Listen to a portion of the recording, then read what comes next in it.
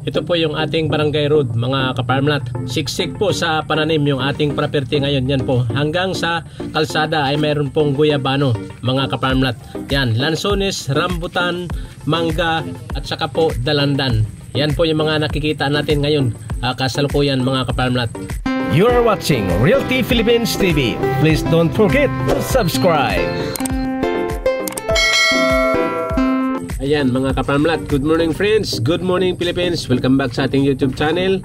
At ito po yung frontage ng ating property, almost mga 100 meters yung kanyang frontage mga kaparmlat. Dito pa lang sa harap po ay marami ng nakatanim po na prutas yan, kitang kita naman nyo. May kawayan pa mga kaparmlat at atin pong silipin yung electricity dito at saka po tubig. Importante po yan mga kaparmlat sa ating mga bibilihing mga farm. Okay? Yan, dyan po sa poste na yan, dyan po tayo mag-tap mga kaparmlat. At ito naman po yung ating tubig dito. Silipin po natin yung pagkakabitan po ng ating magiging tubig. Yan po from barangay mga kababayan. At mula dyan sa cemented road ay nasa 200 meters lamang. Yan, balang araw po ay simentado na rin po yung kalsada na ito. Yan, kasalukuyang dinedevelop po yung area na ito mga kaparmlat. Papunta po ito ng Mabitak. Okay, ngayon po ay papasok tayo dito sa area mga kaparmlat. Ito po yung start sa tulay na maliit na ito. Yan, papasok po tayo para po makita nyo yung mga prutas mga kababayan. Guyabano, lansones, rambutan, niyog, saging. May mga nakita pa tayong yan, no? May nakita tayong mga paminta mga kababayan.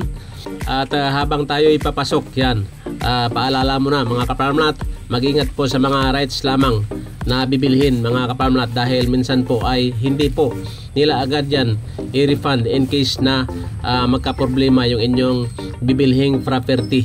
Mayroon po tayong huling info ngayon mga kaparmlat. Yan, April pa po nagbayad ng 1.5 million yung bumili. Hanggang ngayon po ay hindi po na-refund ng agent yung 1.5 million na dinown po ng taga-Amerika mga kaparmlat.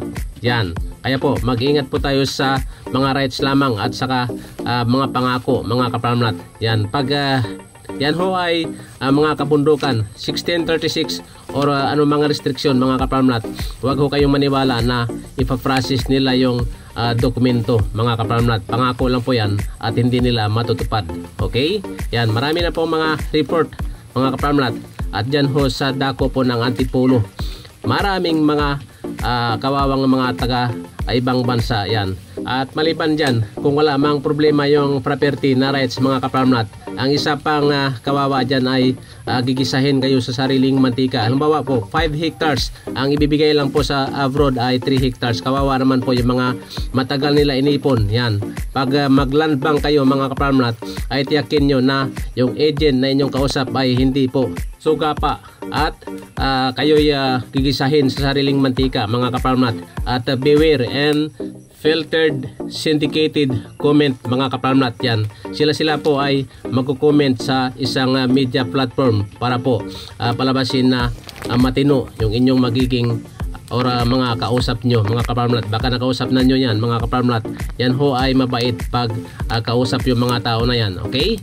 Ayan, balik po tayo dito sa ating lupa mga kaparmlat. Yan, binigyan po natin ng panahon yung pagpapaalaala dahil kawawa po yung mga nasa abroad. Yan, madalas po na bibiktima yung mga nasa abroad mga kababayan.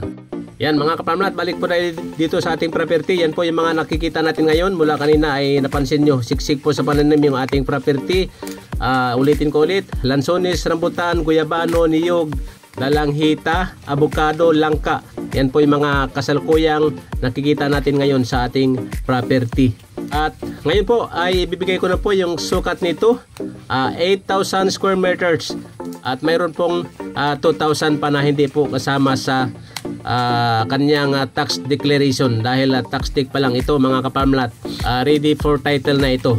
Yan, kayo na po magpapatitulo or pwede nyo po ipabigay sa amin mga kaparmlat yung pagpapatitulo nito. Okay? Yan, ulitin ko lang po, ito ay tax declaration mga kababayan. Yan, better than rights. Yan, mas maganda po yung tax deck na siya kumpara po sa rights mga kaparmlat. Yan, ang mga hindi po nagmamalasakit sa mga buyer Yung hindi concerned sa pera po ng mga buyer ay yung mga rights lang parati, firfus. Sa dami po ng mga title or tax stick man lang, but rights yung kanilang gustong i-post sa inyo or ibenta sa inyo mga kaparmlat. Gaya ng binabanggit ko sa inyo kanina, dahil mas malaking kikitain ng ganong style, nung ganong mga kalagayan po ng lupa, rights. Yan, mayroong mga 2 hectares na, may OP pa, may commission pa. Yan po ay may mga patunay tayo at maraming mga corroborating testimonies mga kaparmlat sa aking sinasabi. Kaya po mag-ingat po tayo.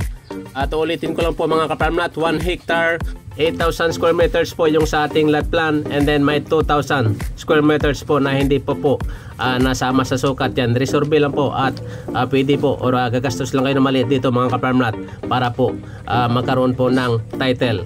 Yan po, at sana ho ay nagustuhan nyo yung ating video. Pakishare po sa ating mga kamag-anak, kaibigan, katropa, kaopisina, kumpari-kumari, sa ating mga kaibigan, kasambahay, at sa ganung paraan po ay makakatulong kayo sa kanila mga kaparmlat.